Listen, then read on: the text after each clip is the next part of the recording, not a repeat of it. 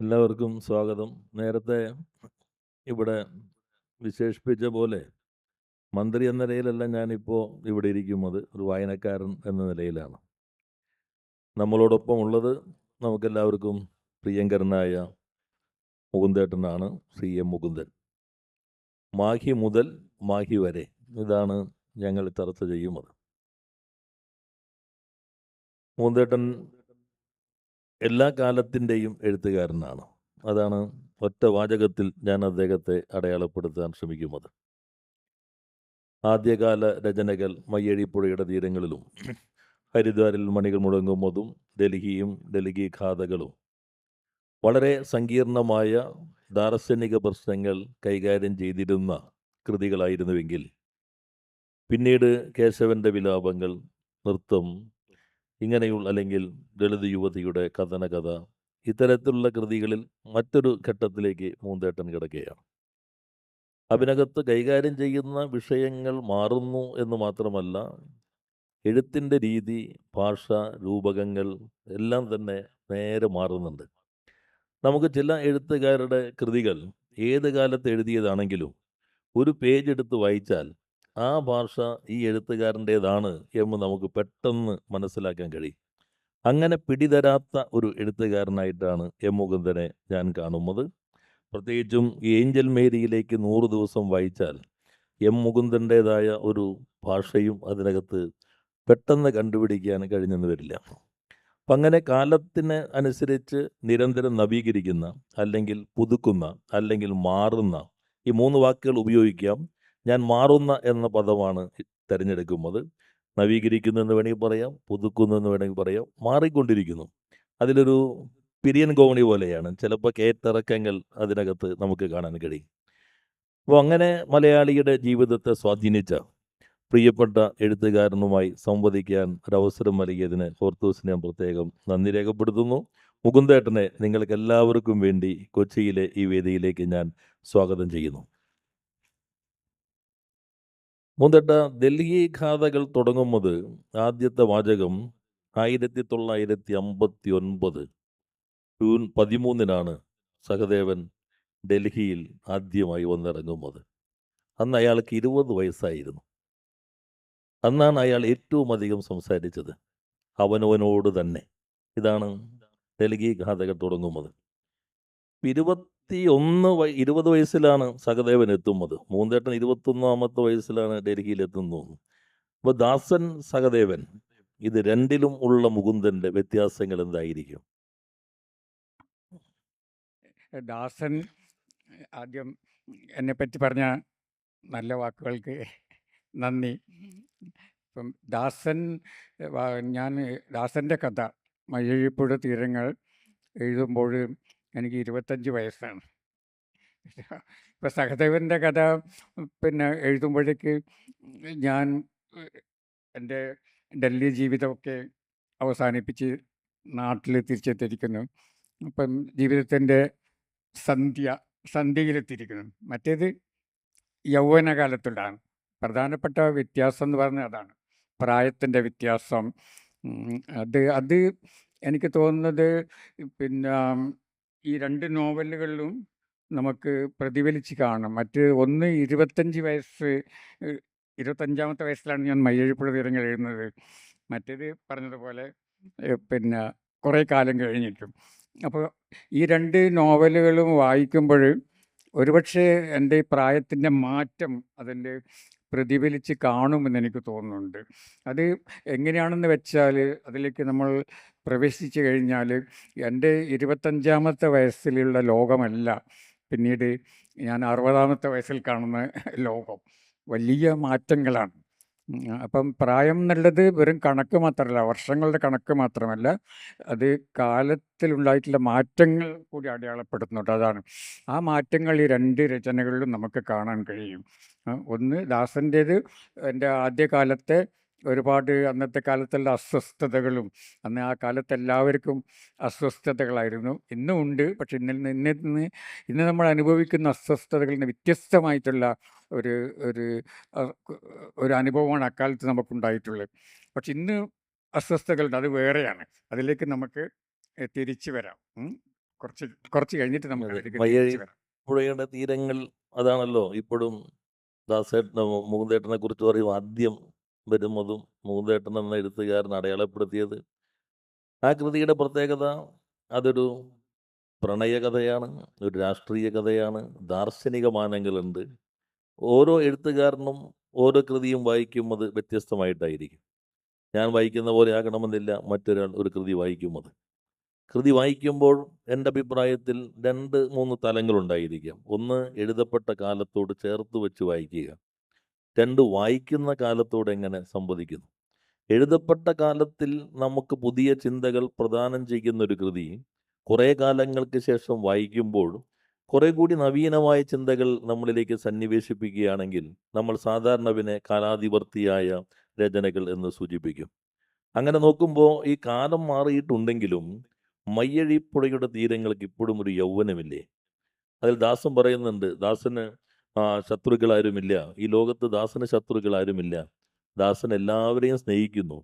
പക്ഷേ ആരാണിത് വിശ്വസിക്കുക എന്നൊരു സംശയം കൂടി.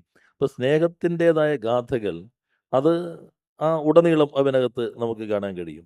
ജോലി, മാഹി ഇതെല്ലാം വിമോചിതമായതിനു ശേഷം ഏത് ജോലി വേണം എന്ന് ചോദിക്കുമ്പോഴും എനിക്ക് കണ്ണേട്ട സ്നേഹം മാത്രം മതി എന്നൊരു സ്നേഹം ഒരു വികാരമായി അവനകത്ത് നിൽക്കുന്നു. ഇന്ന് നോക്കുമ്പോൾ പുതിയ തലങ്ങൾ ആ പദത്തിന് ലഭിക്കുന്നു. ഇതിനകത്തും അപ്പോൾ മോഹൻദേട്ടൻ സ്നേഹം തന്നെയാണ് കൈകാര്യം ചെയ്യുന്നത്.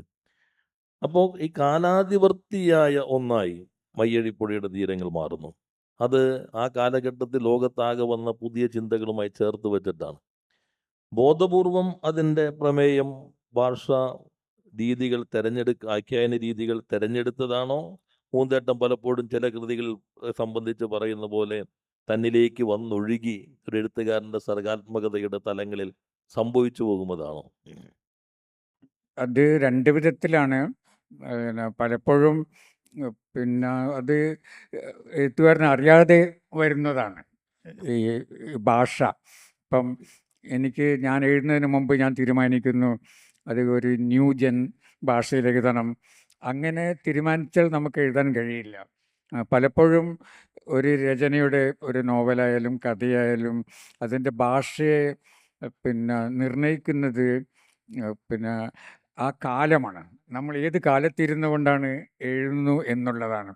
ഇപ്പം മയ്യഴിപ്പുഴ തീരങ്ങൾ ഇന്നാണ് എഴുതിയിരുന്നെങ്കിൽ അത് മറ്റൊരു ഭാഷയിലായിരിക്കും, അതിൻ്റെ ആഖ്യാനം മറ്റൊന്നായിരിക്കും. അതുപോലെ ഈ പഴയ കാലത്താണെങ്കിൽ ഈ മയ്യഴിപ്പുഴയുടെ തീരങ്ങൾ എഴുതിയ കാലത്താണെങ്കിൽ എനിക്ക് ഏഞ്ചൽ മേരിയെ പോലുള്ള ഒരു നോവൽ എഴുതാൻ സാധിക്കില്ല. അപ്പം അത് പലപ്പോഴും നമ്മൾ ജീവിക്കുന്ന കാലം, ആ കാലമാണ് ഭാഷയെ നിർണ്ണയിക്കുന്നത്. അത് അങ്ങനെ സംഭവിക്കണമെങ്കിൽ എഴുത്തുകാരൻ എപ്പോഴും വളരെ സെൻസിറ്റീവ് ആയിരിക്കണം. എഴുത്തുകാരൻ ചുറ്റുമുള്ള ജീവിതം അറിയണം, കണ്ട് മനസ്സിലാക്കണം. ഭാഷ തന്നെ, നമ്മൾ സംസാരിക്കുന്ന ഭാഷ മാറുന്നുണ്ട്, എഴുതുന്ന ഭാഷ മാറുന്നുണ്ട്, ദൃശ്യങ്ങളുടെ ഭാഷ മാറുന്നുണ്ട്. അപ്പോൾ ഈ മാറ്റങ്ങളെ തിരിച്ചറിയാനുള്ള മാനസികമായിട്ടുള്ള ഒരു തയ്യാറെടുപ്പ് നമുക്കുണ്ടാകണം. അതുണ്ടെങ്കിൽ എനിക്ക് തോന്നുന്നത് നമ്മളൊരു നോവൽ എഴുതുമ്പോൾ അതിൻ്റെ വിഷയം ഏത് തന്നെയായാലും ആ വിഷയത്തിന് അനുയോജ്യമായിട്ടുള്ള ഒരു ഭാഷ എഴുത്തുകാരൻ്റെ പേനയിലേക്ക് ഒഴുകിയെത്തുമെന്നുള്ളതാണ്. അത് ബോധപൂർവം ശ്രമിക്കേണ്ട ആവശ്യമില്ല. ആ എഴുത്തിൽ ഒരു ഐഡൻറ്റിറ്റി ക്രൈസിസ്. ഇപ്പം നമ്മൾ ഇന്ത്യയിലാകെ ബ്രിട്ടീഷ് കോളനി ആയിരുന്നു. പക്ഷേ അതിനേക്കാളും ഒരു കോളനി ഫ്രാൻസിൻ്റെ ഫ്രഞ്ച് കോളനി ആയിരുന്നു. കുറച്ച് ദൂരെ പഠിക്കണം. ഫ്രഞ്ച് കോളനി ആയിരുന്ന മയ്യഴി, അവിടെ വച്ച് ഫ്രഞ്ച് പൗരത്വം, ഫ്രഞ്ച് ജീവിതവുമായിട്ടുള്ള നേരിട്ടടുപ്പം, ഫ്രഞ്ച് ഭാഷയുടെ വല്ലാത്ത സ്വാധീനം. അപ്പം അങ്ങനെ ഫ്രാൻസിൻ്റെ സാംസ്കാരികവുമായിട്ടുള്ള ഒരു ഇഴുകിച്ചേരൽ അത് രൂപപ്പെടുത്തുന്ന മുകുന്ദൻ എന്ന വ്യക്തി, ഒപ്പം മലയാളി സ്വത്വം അതിനോടൊപ്പം നിൽക്കുന്നു. ഈ സ്വത്വ പ്രശ്നത്തിൻ്റെതായ ചില പ്രതിഫലനങ്ങൾ ഈ മയ്യഴിപ്പുഴയിൽ വരുന്നുണ്ടോ? സ്വത്വത്തെ പറയുമ്പോഴേ എനിക്ക് വളരെയധികം പ്രിയപ്പെട്ട ഒരു വിഷയമാണത്. അത് എൻ്റേത് ഒരു ശിഥില സ്വത്വമാണ്. എല്ലാവരുടെയും സ്വത്വമല്ല എൻ്റേത്, വളരെ ശിഥിലമായിട്ടില്ല. അതിന് ഞാൻ ശിഥില സ്വത്വം എന്നാണ് വിളിക്കുന്നത്. അത് പലർക്കും അത് പലർക്കും അറിയാം. ഞാൻ ജനിച്ചത് ഒരു ഫ്രഞ്ചുകാരനായിട്ടാണ്. അത് പറയുമ്പോഴത് ഇപ്പോഴത് പറയുമ്പോൾ ആളുകൾക്ക് അത്ഭുതം തോന്നും. അപ്പോഴും ഞാൻ ജനിച്ച കാലത്ത് ഞങ്ങളുടെ നാട് പിന്നെ ഫ്രഞ്ചുകാർ ഭരിക്കുന്ന ഫ്രഞ്ചുകാരുടെ ഒരു കോളണിയായിരുന്നു അത്. മാഹി എന്നുള്ളത്, മയ്യിൽ എന്നുള്ളത്. അതുകൊണ്ട് ഞാൻ അന്ന് ഫ്രഞ്ചുകാരനായിട്ട് ജനിച്ച്. അതാണ് എൻ്റെ ആദ്യത്തെ സ്വത്വം. പിന്നെ എനിക്ക് 14 വയസ്സുള്ളപ്പോഴാണ് ഞാൻ ഇന്ത്യക്കാരനാവുന്നത്. കേട്ടോ? എനിക്ക് 12 വയസ്സ് എനിക്ക് 12 വയസ്സാകുമ്പോൾ ഞാൻ ഇന്ത്യക്കാരനായി, മയ്യഴിക്ക് സ്വാതന്ത്ര്യം കിട്ടിയപ്പോൾ. അങ്ങനെ 12 വയസ്സിനുള്ളിൽ 2 പൗരന്മാരുടെ ജീവിതം എനിക്ക് നയിക്കാൻ പറ്റി. ഫ്രഞ്ച് പൗരനായിട്ടും ഇന്ത്യനായിട്ടും. അപ്പോൾ ചോദിക്കും ഇപ്പോഴെന്താണെന്നുള്ളത്, ഇപ്പോഴത്തെ പൗരത്വം എന്താണെന്നുള്ളത്. ഇപ്പോൾ 2025 വരുമ്പോൾ എന്താണ് നിങ്ങളുടെ പൗരത്വം എന്ന് ചോദിച്ചാൽ ഞാൻ പറയും എനിക്കിപ്പോൾ പൗരത്വം ഇല്ല. ഞാനിപ്പോൾ ഒരു ഡാറ്റയാണ്, ഒരു ഡിജിറ്റൽ ഡാറ്റയാണ്. അല്ലാതെ എനിക്കിപ്പോൾ പൗരത്വമില്ല. അതൊരു കണക്കാണ്. എത്ര കോടി മനുഷ്യരുടെ ഒരാൾ അത് ഡിജിറ്റലായിട്ട് രേഖപ്പെടുത്തിയിട്ടുള്ള ഒന്നാണ്. അതാണ് ഇപ്പോഴത്തെ എൻ്റെ സ്വത്വം എന്നുള്ളത്. അതുകൊണ്ടാണ് ഞാൻ ഈ ശിഥില സ്വത്വത്തിൻ്റെ ഉടമയാണ് ഞാൻ എന്ന് പറഞ്ഞത്. പപ്പേട്ട അത് അല്ല മൂന്തേട്ട അത് പറയുമ്പോൾ ശ്രദ്ധിക്കേണ്ടത് ഈ SIR നടക്കുന്ന സമയമാണ്. ഇതെങ്ങാനും അവർ കേട്ടാൽ ഇപ്പം തന്നെ വോട്ടർ പട്ടികയിൽ നിന്ന് ചിലപ്പോൾ ഇല്ലാതാക്കിയെന്ന് വരും. നമ്മൾ അന്നത്തെ കാലഘട്ടത്തിൽ എവിടെയായിരുന്നു എന്ന് അടയാളപ്പെടുത്തണല്ലോ ഓരോരുത്തരും. യഥാർത്ഥത്തിൽ ഇപ്പോൾ പറഞ്ഞല്ലോ, മൂന്തേട്ടൻ പറഞ്ഞല്ലോ, ഈ മയ്യഴിയുടെ സ്വാതന്ത്ര്യം, ആ സ്വാതന്ത്ര്യത്തിൻ്റെ ആഹ്ലാദം ബാൻഡ് വാദ്യങ്ങളൊക്കെ ആയിട്ട് പോയിക്കൊണ്ടിരിക്കുമ്പോൾ അത് നോക്കി നിൽക്കുന്ന ദാസനെ തള്ളി മാറ്റുകയാണ്. തള്ളി മാറ്റി അതിൽ നിന്ന് വീഴാതിരിക്കാൻ അയാൾ അഭയം തേടുന്നത് ഓടയിൽ ഇറങ്ങി നിന്നിട്ടാണ്. അപ്പോൾ ആ സ്വാതന്ത്ര്യത്തിന് വേണ്ടി അത്രയും സഹനം സഹിച്ച ദാസൻ വലിച്ചെറിയപ്പെടുന്നത് ഒരു ഓടയിലേക്കാണ്, അല്ലേ? അങ്ങനെ അതാണ് ദാസന്റെ ഒരു അനുഭവങ്ങൾ. അപ്പോൾ ദാസനും ചന്ദ്രികയും രണ്ടുപേരും അന്ന് നിരാശ കാമുകരായി. പ്രണയത്തിൻ്റെ വേറൊരു തലമാണ്. പക്ഷേ മൂന്തേട്ടൻ ഇതിലേക്ക് എത്തുമ്പോൾ നമുക്ക് ആകെ 50 മിനിറ്റ് അല്ലേ ഉള്ളൂ. ഏഞ്ചൽ മേരിയിലേക്ക് 100 ദിവസത്തിലേക്ക് എത്തുമ്പോൾ ഞാൻ വന്ദേ ഭാരതിൽ തിരുവനന്തപുരത്തേക്ക് ഇവിടെ നിന്നുള്ള യാത്രയിൽ ഇത് വായിച്ചു തീർന്നു. പക്ഷേ മയ്യഴിപ്പുഴയുടെ തീരങ്ങൾ എനിക്ക് അങ്ങനെ വായിക്കാൻ പറ്റിയിട്ടില്ല. ഡൽഹി വായിക്കാൻ പറ്റില്ല. ഹരിദ്വാരിൽ മണി മുഴങ്ങുന്നു വായിക്കാൻ പറ്റിയിട്ടില്ല. കേശവൻ്റെ വിലാപങ്ങൾ അന്ന് പ്രത്യേകമായിട്ടുള്ള ചട്ടയോടുകൂടി ഇറങ്ങിയല്ലോ, മെറ്റാലിക് ഇത് വെച്ച് അത് ആ കോപ്പിയും അങ്ങനെ വായിക്കാൻ പറ്റിയിട്ടില്ല. ഇത് വളരെ എളുപ്പത്തിൽ നമുക്ക് വായിക്കാൻ പറ്റുന്നുണ്ട്. പക്ഷെ അതിനകത്ത് പല സങ്കീർണതകളും ഒളിപ്പിച്ച് വച്ചിട്ടുമുണ്ട്.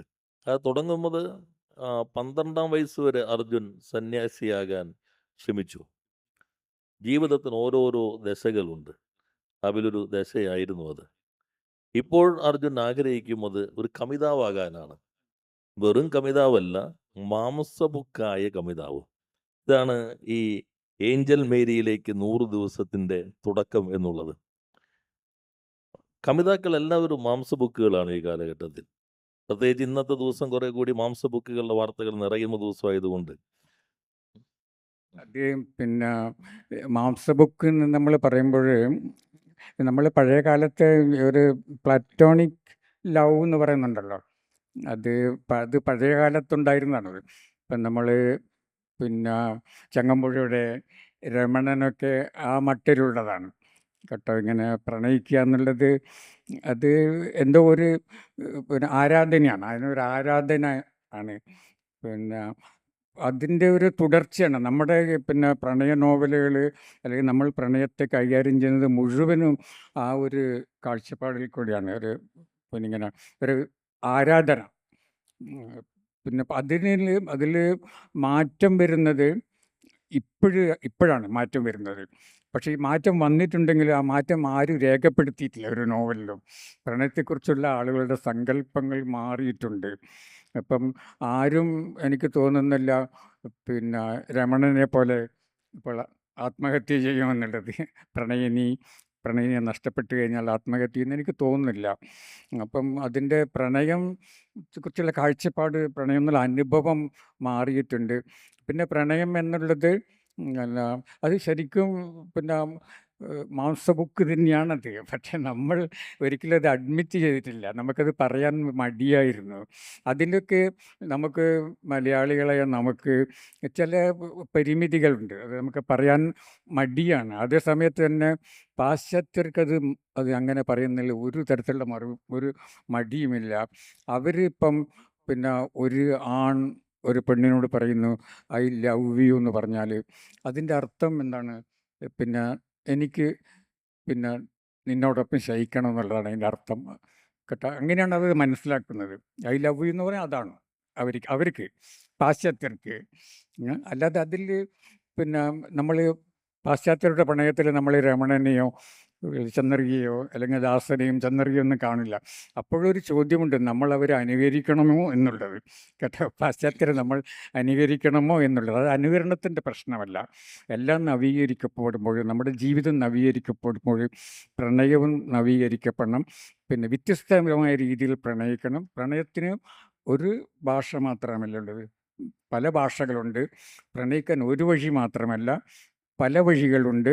അപ്പോൾ പ്രണയത്തിൻ്റെ ബഹുസ്വരത അത് നമ്മൾ അംഗീകരിക്കണം. അപ്പോൾ ഈ പ്രണയത്തിൻ്റെ ബഹുസ്വരത അംഗീകരിക്കുമ്പോഴാണ് നമ്മുടെ മുമ്പിൽ ഒരുപാട് ഓപ്ഷൻസ് വരുന്നത് എങ്ങനെ പ്രണയിക്കണം എന്നുള്ളത്. പക്ഷേ എല്ലാ ഓപ്ഷൻസും നമ്മൾ പരിശോധിക്കുമ്പോൾ എല്ലാം തന്നെ മാംസബുക്കായിരിക്കും. കേട്ടോ? അത് ശരീരത്തെ മറന്നുകൊണ്ടല്ല, ഉടലിനെ മറന്നുകൊണ്ട് നമുക്ക് പ്രണയിക്കാൻ സാധിക്കില്ല. ആർക്കും സാധിക്കില്ല. ഒരു പെണ്ണിന് ആണിനെ എങ്ങനെയാണ് ആണിൻ്റെ ഉടൽ മറന്നുകൊണ്ട് ഒരു പെണ്ണിന് ആണിനെ സ്നേഹിക്കാൻ കഴിയുക? തിരിച്ചും ചോദിക്കാം, എങ്ങനെയാണ് ഒരു ആണിന് ഒരു പെണ്ണിൻ്റെ ഉടൽ ശരീരത്തെ മറന്നുകൊണ്ട് പ്രണയിക്കുക എന്നുള്ളത്. അതുകൊണ്ട് സത്യസന്ധമായിട്ട് പറഞ്ഞാൽ പ്രണയം മാംസബുക്കാണ്. ഇതുവരെ പലർക്കും അത് പറയാൻ ധൈര്യമുണ്ടായിരുന്നില്ല. ഞാനത് പറയാൻ അല്പം ധൈര്യം കാണിച്ചു. ദാസനിലേക്ക് ഞാൻ മടങ്ങുമ്പോൾ പൂമുഖത്തേക്ക് കയറുമ്പോൾ കേട്ടുമറന്നൊരു വിളി വന്നു, ദാസേട്ട. നോക്കുമ്പോൾ അയാൾ അറിയാതെ നിന്നുപോയി. പതുക്കെ വരുന്ന പാദസ്വരങ്ങളുടെ സംഗീതം. വാതിൽപ്പടിയിൽ തലയും കുനിച്ചവൾ നിന്നു. എന്തൊരു ഭംഗിയാണ്! അരക്കെട്ടിന് വടിവും വലിപ്പവും വച്ചിരിക്കുന്നു. ദാസൻ നോക്കുന്നത് അരക്കെട്ടിലേക്ക് ആദ്യം. ആ ദാസൻ മാംസബുക്കായ കാമുകനാണോ അതോ ഈ പഴയ കാലത്തെ ആ പറഞ്ഞ ഇതാണോ? ദാസന്റെ ആദ്യം അത് വയസ്സറിയിച്ചിട്ടുള്ളൂ എന്ന് ചന്ദ്രിക ദാസനോട് പറയുന്നതിന് മുൻപ് ദാസന്റെ കണ്ണിൽ ആദ്യം ഒടുക്കുന്നത് ഈ പഴയകാല പ്രണയത്തിൻ്റെതായ മുടിയിഴകളോ അതിൻ്റെ കണ്ണുകളോ അല്ലെങ്കിൽ അത്തരത്തിലുള്ള മനസ്സോ അല്ല, ഈ അരക്കെട്ടാണ് ദാസന്റെ കണ്ണിൽ ആദ്യം ഒടുക്കുന്നതായിട്ട് അന്ന് പൂന്തേട്ടൻ എഴുതിയത്. അതൊരു മാംസബുക്കായ കവിതാവ് തന്നെയല്ലേ? അതിൽ എനിക്ക് പറയാൻ കഴിയില്ല. കാരണം ദാസനും ചന്ദ്രികയും ദാസൻ പിന്നെ അറിയില്ല, ദാസൻ ഒരിക്കലും ചന്ദ്രികയുടെ ഉടലിനെ പ്രണയിച്ചിട്ടുണ്ടെന്ന് എനിക്കറിയില്ല. ഒരുപക്ഷെ ആന്തരികമായിട്ട് പിന്നെ പ്രണയിച്ചിട്ടുണ്ട്. പക്ഷേ ദാസന് ചന്ദ്രികയോട് തോന്നിയിട്ടില്ല ആ ഒരു അഭിനിവേശം. അത് അന്നത്തെ കാലത്തെ വളരെ കാൽപ്പനികമായിട്ടുള്ള ഒരു പ്രണയമായിരുന്നു. ദാസൻ ചന്ദ്രയെക്കുറിച്ച് ആലോചിക്കുമ്പോൾ അവളുടെ കാലിലെ പാദസ്വരങ്ങളുടെ ശബ്ദമാണ് കേൾക്കുന്നത്. അത് ഞാൻ പറഞ്ഞതുപോലെ ആ കാലത്ത് അങ്ങനെയായിരുന്നു പ്രണയം. കേട്ടോ? അത് പിന്നെ അത് നമ്മൾ സൂക്ഷ്മമായിട്ട് പരിശോധിച്ച് കഴിഞ്ഞാൽ എല്ലാ പ്രണയവും മാംസബുക്കാണെങ്കിലും ആ ഒരു കാലത്ത് പിന്നെ ഇതുപോലുള്ള കാൽപ്പനികമായിട്ടുള്ള പ്രണയത്തിലായിരുന്നു കൂടുതലും പിന്നെ നമ്മുടെ കവിതാക്കൾക്ക് താല്പര്യം എന്നുള്ളത്. പിന്നെ നമ്മൾ ഇങ്ങോട്ടേക്ക് വരുമ്പോൾ പിന്നെ അത് വിഷയം കുറേക്കൂടി നമ്മൾ വലുതാക്കണം. സംസാരിക്കുന്ന വിഷയം വലുതാകുകയാണ്. അപ്പം ഇപ്പോഴത്തെ കാലത്ത് നമ്മൾ ഈ കൺസംഷൻ്റെ ഒരു കാലമാണ്. അല്ലേ, എല്ലാം തന്നെ കൺസ്യൂം ചെയ്യുക എന്നുള്ളതാണ് എല്ലാറ്റിൻ്റെയും. അങ്ങനെയുള്ള ഒരു കാലത്താണ് നമ്മൾ ജീവിക്കുന്നത്. എല്ലാറ്റിനെയും തിന്നുക എന്നുള്ളതാണ്. കേട്ടോ? തിന്നു തീർക്കുക. അമിതമായിട്ട് ഭക്ഷണം കഴിക്കുന്നില്ല നമ്മൾ, ആവശ്യത്തിലേറെ ഭക്ഷണം കഴിക്കുന്നുണ്ട്. അപ്പം എല്ലാം തന്നെ നമ്മൾ ചെയ്യുന്ന എല്ലാ കാര്യങ്ങളിലും നമ്മുടെ വീടുകൾ നമുക്ക് ആവശ്യമുള്ളതിനേക്കാൾ വലിയ വീടുകൾ ഉണ്ടാക്കുന്നു. ഞാൻ പോലും അത് ഉണ്ടാക്കിയിട്ടുണ്ട്. പിന്നെ നമ്മൾ സഞ്ചരിക്കുന്ന കാറ് അല്ലെങ്കിൽ നമുക്ക് ആവശ്യത്തിലേക്കാൾ കൂടുതൽ വലിയ കാറുകൾ നമ്മൾ വാങ്ങുന്നു, അതിൽ സഞ്ചരിക്കുന്നു, എല്ലാം തന്നെ അത് നമ്മൾ പിന്നെ ഇംഗ്ലീഷിൽ പറയും ലീവിങ് ഇൻ എക്സസ് എന്ന് പറയും. ലീവിങ് ഇൻ എക്സസ്, എല്ലാം തന്നെ ഇങ്ങനെ എക്സസ് ആയിട്ട് നമ്മൾ ജീവിക്കുകയാണ് ഇപ്പോഴും. അപ്പോൾ അങ്ങനെ അത് പ്രണയത്തെ ബാധിച്ചു കേട്ടോ. ആ ഒരു കാഴ്ചപ്പാട് പ്രണയത്തെ ബാധിച്ചു. ടു ലവ് ഇൻ എക്സസ് എന്ന് പറയുന്ന ഒരു രീതിയിലാണ് നമ്മളിപ്പോൾ ഉള്ളത്. അതാണ് പിന്നെ വാസ്തവത്തിൽ ഇതിൽ നമ്മൾ ഏഞ്ചൽ മേരിയിൽ അത് പ്രതിഫലിക്കുന്നുണ്ട്. അത് എല്ലാറ്റിനും അമിതമായിട്ട് ആസക്തിയോട് കൂടി, അതിപ്പോൾ എന്ത് തന്നെയായാലും, ഇപ്പം മതമായാലും ജാതിയായാലും എല്ലാറ്റിനോട് നമുക്ക് ആസക്തിയാണ്. ദൈവങ്ങളോട് പോലും നമുക്ക് ആസക്തിയാണ്. ദൈവങ്ങൾ നമ്മൾ ആഘോഷിക്കുന്നത് നോക്കുക, ഒരു കാലത്തും അങ്ങനെ ഉണ്ടായിട്ടില്ല. ദൈവത്തെ ഒരു കാലത്ത് നമ്മൾ നെഞ്ചിലേറ്റി ആണ് നമ്മൾ പിന്നെ ആരാധിച്ചിരുന്നത്. പിന്നെ നമ്മുടെ ക്ഷേത്രങ്ങളൊക്കെ കൊച്ചു കൊച്ചു ക്ഷേത്രങ്ങൾ, നെയ്വിളക്കിൽ എരിയുന്ന പകുതി ഇരുട്ടും പകുതി വെളിച്ചമുള്ള കൊച്ചു കൊച്ചു ക്ഷേത്രങ്ങൾ, ആ ക്ഷേത്രങ്ങളൊക്കെ ഇന്ന് വലിയ ആർഭാട കേന്ദ്രങ്ങളായി മാറി. അപ്പോൾ എല്ലാം തന്നെ ഉണ്ടല്ലോ, ആർഭാടം, ആസക്തി ഇതായിട്ട് മാറുന്ന ഒരു എല്ലാം തന്നെ എക്സസ്, ആധിക്യം. അപ്പോൾ അങ്ങനെയുള്ള ഒരു കാലത്ത്, ഈ ആധിക്യങ്ങളുടെ എക്സസ്സുകളുടെ കാലത്ത് പിന്നെ പലപ്പോഴും പ്രണയവും അങ്ങനെ ആയി പോകുന്നു. ഈ ആൻമേരിയിലെ ഏഞ്ചൽ മേരിയുടെ ഈ 100 ദിവസങ്ങൾ 21ാമത്തെ ദിവസത്തിൽ അടയാളപ്പെടുത്തുന്ന ഭാഗമാണ്. ഞാനതൊരു പ്രണയ നോവൽ ആണോ, ഒരു ചിലർ പറയുന്നുണ്ട് മുകുന്ദേട്ടൻ എഴുതിയ ഉടനീള ആദ്യത്തെ പ്രണയ നോവൽ ഇതാണെന്നൊക്കെ ചിലർ പറയുന്നുണ്ട്. പക്ഷേ ആ 21ാമത്തെ അധ്യായം, ഈ അധ്യായങ്ങൾക്കും വളരെ നിങ്ങൾ വായിച്ചിട്ടുള്ളവർക്കറിയാം, ഈ കൗതുകകരമായ തലക്കെട്ടുകളാണ്. പ്രണയിനിയെ തിന്നാൻ ഇഷ്ടപ്പെടുന്ന പ്രണയം, എന്താ മാമ്പഴ പുളിശ്ശേരിയും ഊണ് കഴിക്കണം, ഇങ്ങനെയുള്ള ഈ നമ്മുടെ ഫേസ്ബുക്ക് തലക്കെട്ടുകളിലേക്ക് സാധാരണ വരുന്ന പോലെയുള്ള പുതിയ കാലവുമായി എളുപ്പത്തിൽ സംവദിക്കാൻ കഴിയുന്ന സവിശേഷ തലക്കെട്ടുകളുണ്ട്. പക്ഷേ 21ാമത്തെ അധ്യായം അതിലാണ് ഈ കാലത്തെ അടയാളപ്പെടുത്തുന്നത്. ഏഞ്ചൽ മേരി ആർത്തി പിടിച്ച് തിന്നുന്നത്, എല്ലാത്തിനെയും ആർത്തിയോടുകൂടി തിന്നണം. മതത്തെ തിന്നണം, മനുഷ്യനെ തിന്നണം, മകളെ തിന്നണം, അമ്മയെ അച്ഛനെയും തിന്നണം. അപ്പോൾ ആർത്തി പിടിച്ച കാലം. മാർക്സിൻ്റെ മനോഹരമായ ഒരു വാചകമുണ്ട്: നഗ്നമായ സ്വാർത്ഥമൊഴികെ, റൊക്കം പൈസ ഒഴികെ മറ്റൊന്നും ഈ കാലം ബാക്കി വച്ചിട്ടില്ല എന്ന് മാനിഫെസ്റ്റോയിൽ കാറൽ മാർക്സ് പറയുന്നുണ്ട്. മനുഷ്യനും മനുഷ്യനും തമ്മിൽ റൊക്കം പൈസയുടെ ബന്ധം, നഗ്നമായ സ്വാർത്ഥത, ഇതൊഴികെ ഒന്നും ബാക്കി വച്ചിട്ടില്ല. അപ്പോൾ അതാണ് ഈ 21ാം അധ്യായത്തിൽ കഷ്ടിയിൽ 1.5 പേജിൽ ഈ കാലത്തെ മുകുന്ദേട്ടൻ വളരെ ലളിതമായി എഴുതി വച്ചിട്ടുണ്ട് എന്നാണ് ഒരു വായനക്കാരൻ എന്ന നിലയിൽ എനിക്ക് തോന്നുന്നത്. പ്രണയത്തിനപ്പുറത്തേക്കുള്ള, അല്ലെങ്കിൽ ഒരു പ്രണയഗാഥ എന്നതിനപ്പുറത്തേക്ക്, അല്ലെങ്കിൽ പുതിയ കാലഘട്ടത്തിൻ്റെ പ്രണയ സ്വഭാവത്തെ അടയാളപ്പെടുത്തുന്ന ഒരു കൃതി എന്ന ഒരു വിലയിരുത്തലിനപ്പുറത്തേക്ക് ഇന്നത്തെ കാലത്തിൻ്റെ സങ്കീർണതകളും മനുഷ്യനിൽ വരുന്ന മാറ്റങ്ങൾ, സമൂഹത്തിൽ വരുന്ന മാറ്റങ്ങൾ, അതെല്ലാം ഒരു അന്തർലീനമായി ഇതിനകത്തുണ്ട് എന്നൊരു വായനക്കാരൻ എന്ന നിലയിൽ എനിക്ക് തോന്നുന്നു. എന്താണ് മുകുന്ദേട്ടൻ അതിനോട് പറയുന്നത്? പിന്നെ നമ്മൾ ആ വിഷയം നേരത്തെ പിന്നെ സ്പർശിച്ചു പോയി. അപ്പം ഇതിലേക്ക് ഇപ്പം ഏഞ്ചൽ മേരിയുടെ അല്ലെങ്കിൽ അർജുനും തമ്മിലുള്ള പ്രണയം, അത് പിന്നെ അതിന് കുറച്ചുകൂടി നമ്മൾ മനസ്സിലാക്കുന്നത്, അല്ലെങ്കിൽ അതിന് ചില പരസ്യവാചകങ്ങൾ പിന്നെ ഒരു തെറ്റിദ്ധാരണ ഉണ്ടാക്കിയിട്ടുണ്ട്. അതായത് ഇതൊരു പിന്നെ പ്രണയ നോവലാണെന്നുള്ളത്. വാസ്തവമാണ്, ഇതിൽ പ്രണയം ഉണ്ട്. പ്രണയമുണ്ടെങ്കിലും അത് പൂർണ്ണമായിട്ടും ഒരു സാധാരണ പ്രണയ നോവലല്ല. അതിൻ്റെ പിന്നെ ഇപ്പം ഏഞ്ചൽ മേരി എന്നുള്ള കഥാപാത്രവും അതുപോലെ തന്നെ ഒരു സാധാരണ ഒരു പ്രണയിനിയല്ല. അതുപോലെ തന്നെ അർജുൻ ഒരു സാധാരണ ഒരു കാമുകനല്ല കേട്ടോ. അതിനപ്പുറത്ത് ചില അടരുകൾ ഇതിലുണ്ട്. അപ്പം ഞാനതിലേക്ക് പിന്നെ പോയി അതിനെക്കുറിച്ച് പറഞ്ഞു കഴിഞ്ഞാൽ ഒരുപക്ഷെ നോവൽ കൂടുതൽ നമുക്ക് മനസ്സിലാക്കാൻ സാധിക്കും. അപ്പോൾ ഈ നോവലിനെ എഴുതുവാൻ ഇപ്പം നമ്മൾ പലപ്പോഴും ഒരു നോവൽ എഴുതുമ്പോൾ അതിന് ചില പ്രേരണകൾ കാണും. ഒരു നോവൽ പൂർണ്ണമായിട്ട് നമ്മുടെ മനസ്സിൽ ജനിക്കില്ല. നോവൽ നമ്മൾ മനസ്സിൽ ജനിക്കുന്നത് ഏതെങ്കിലും ഒരു ശബ്ദമായിട്ടോ ഒരു ഇമേജായിട്ടോ അല്ലെങ്കിൽ അങ്ങനെ പിന്നെ ഒരു സംഭാഷണമായിട്ടോ അങ്ങനെയൊക്കെയാണ് ഒരു നോവൽ നമ്മുടെ മനസ്സിൽ ജനിക്കുന്നത്. അല്ലാതെ നോവൽ സമഗ്രമായിട്ട് നമ്മുടെ മനസ്സിൽ രൂപപ്പെടുന്നില്ല. അപ്പം ഞാനിങ്ങനെ ഈ നോവൽ ഇങ്ങനെ മനസ്സിൽ വന്നപ്പോൾ, അപ്പോഴാണ് ഞാൻ ആൽബേർ കാമ്യുവിനെ പറ്റിയുള്ള ഒരു അറിവ് എനിക്കുണ്ടാകുന്നത്. ആൽബേർ കാമ്യു നമുക്കറിയാമല്ലോ, പിന്നെ വ്യർത്ഥതയെക്കുറിച്ച് ഒരുപാട് എഴുതിയിട്ടും ചിന്തിച്ചിട്ടും ഉള്ളതാണ്. ജീവിതം വ്യർത്ഥമാണെന്നുള്ളതാണ്. അപ്പോൾ അദ്ദേഹത്തിൻ്റെ ഫിലോസോഫി ഓഫ് അബ്സേർഡ്, അത് നമുക്കൊക്കെ അറിയാം. പക്ഷെ അങ്ങനെ ജീവിതം വ്യർത്ഥമാണെന്ന് പറഞ്ഞ ആൽബേർ കാമു ഒരു പെൺകുട്ടിയെ ആസക്തിയോടെ പ്രണയിച്ചിരുന്നു. അത് മറ്റാരുമായിരുന്നില്ല, പിന്നെ അക്കാലത്തെ സ്പാനിഷ് സിനിമാ താരമായിരുന്നു Maria Maria Maria Casares Maria എന്ന് പറഞ്ഞ്. അവർ അക്കാലത്തെ പിന്നെ ഒരു അതിസുന്ദരിയായിട്ടുള്ളൊരു നടിയായിരുന്നു സ്പെയിനിൽ. അപ്പം ജീവിതം പിന്നെ വ്യർത്ഥമാണെന്ന് പറയുകയും ജീവിതം ജീവിക്കാൻ കൊള്ളാത്തതാണെന്ന് പറയും. അതിനെക്കുറിച്ച് പുസ്തകങ്ങൾ എഴുതുകയും പിന്നെ സിസിഫസിനെ ഉദാഹരണമായി എടുത്തുകൊണ്ട് മിത്ത് ഓഫ് സിസിഫസ് എന്ന, അതായത് വ്യർത്ഥയുടെ പ്രതീകമാണല്ലോ ഈ സിസിഫസിൻ്റെ കഥ. അപ്പം അങ്ങനെയൊക്കെ പറഞ്ഞ അങ്ങനെയൊക്കെ എഴുതിയ ആൽബേർ കാമു ഒരു സിനിമാ താരത്തെ പ്രണയിക്കുന്നത് മാത്രമല്ല, നിരന്തരമായിട്ട് അവൾക്ക് കത്തുകൾ എഴുതുകയാണ്, പ്രണയ ലേഖനങ്ങൾ എഴുതുകയാണ്. നമുക്കത് സങ്കല്പിക്കാൻ കഴിയുന്നുണ്ട്. നോബൽ പ്രൈസ് കിട്ടിയ പിന്നെ ഫിലോസോഫി ഓഫ് അബ്സേർഡിറ്റി അതിൻ്റെ ഉപജ്ഞാതാവായിട്ടുള്ള ഒരു വലിയൊരു എഴുത്തുകാരൻ, ആത്മഹത്യയെക്കുറിച്ച് മാത്രം എപ്പോഴും പറഞ്ഞിട്ടുള്ള ഒരു എഴുത്തുകാരൻ ഒരു സിനിമാ താരത്തിന് പ്രണയലേഖനങ്ങൾ അയക്കുകയാണ്. ഈ ലേഖനങ്ങൾ എൻ്റെ കയ്യിൽ വന്ന് വിട്ടു കേട്ടോ. അത് പിന്നെ എനിക്ക് ഫ്രഞ്ച് ഭാഷ അറിയുന്നതുകൊണ്ടുള്ള ഗുണമാണ്. പ്രണയിക്കാൻ ഏറ്റവും നല്ല ഭാഷ ഫ്രഞ്ചാണ് കേട്ടോ. അപ്പോൾ ഈ ആൽബേർ കാമു ഫ്രഞ്ചിൽ എഴുതിയിട്ടുള്ള പ്രണയലേഖനങ്ങൾ എൻ്റെ കയ്യിൽ കിട്ടി.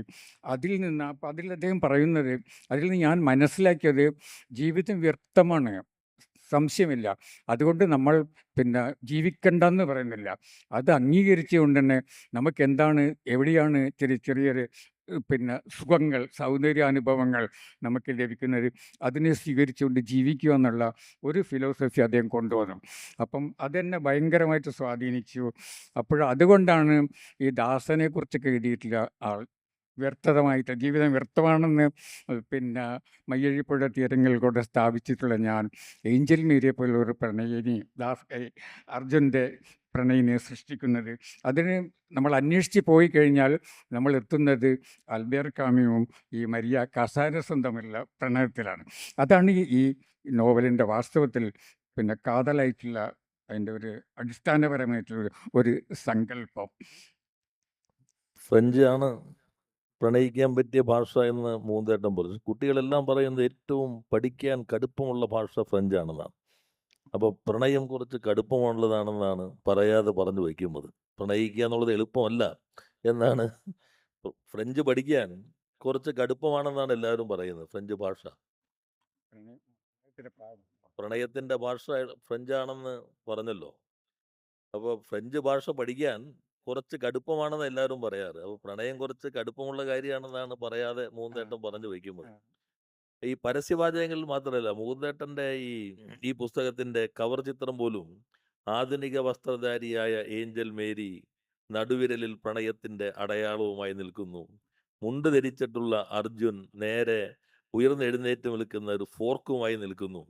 എനിക്ക് നിന്നെ കുഴൽമന്തി പോലെ കഴിക്കണം, അല്ലെങ്കിൽ മറ്റ് ചിക്കൻ ഫ്രൈ പോലെ കടിച്ചു മുറിച്ച് കഴിക്കണം. ഇതാണ് ഈ പ്രണയ സങ്കല്പത്തിൽ മൂന്തേട്ടൻ വരച്ചു വയ്ക്കുന്നത്.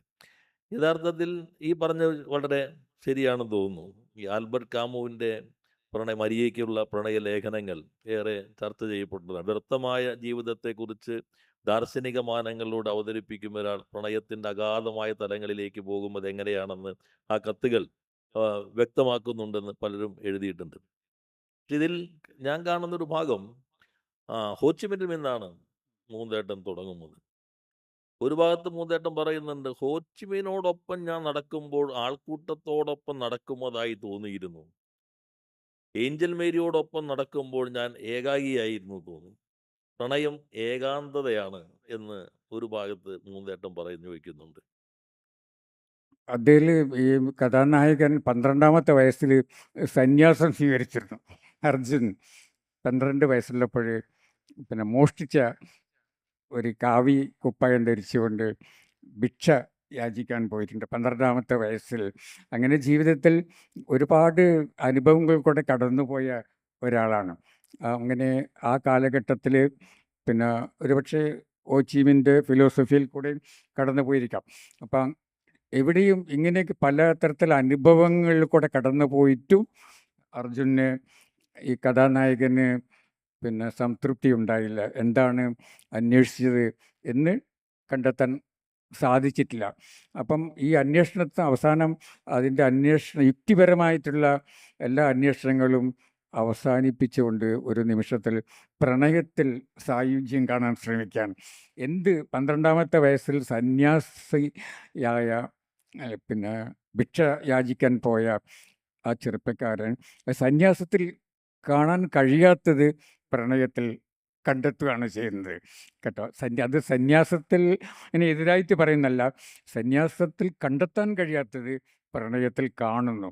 അങ്ങനെയാണ് അർജുൻ പിന്നെ ഏഞ്ചൽ മേരിയെ പ്രണയിക്കുന്നത്.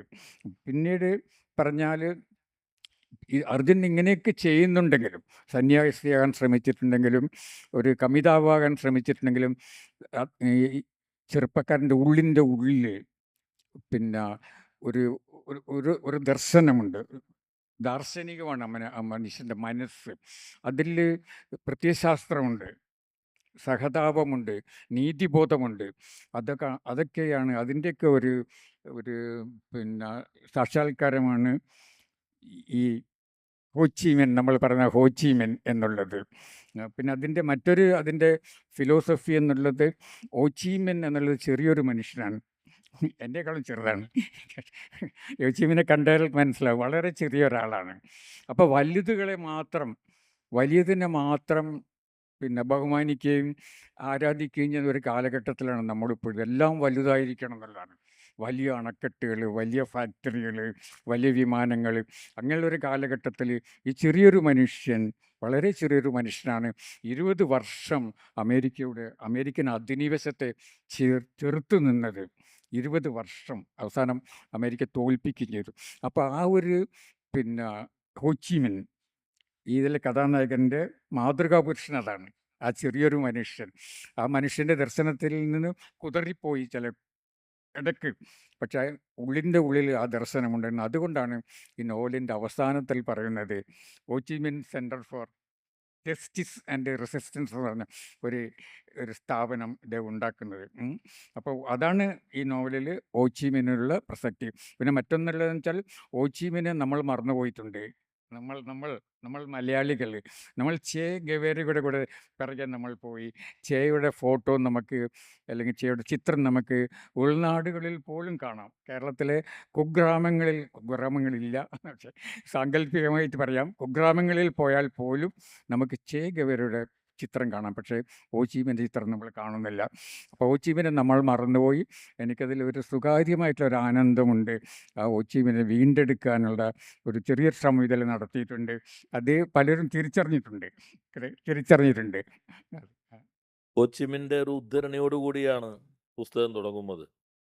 എഴുതുന്നത് ചെറുപ്പക്കാർക്കും പ്രായമായവർക്കും സ്ത്രീകൾക്കും പുരുഷന്മാർക്കും ഒരേപോലെ മനസ്സിലാക്കാൻ കഴിയണം, കുട്ടികൾക്ക് പോലും.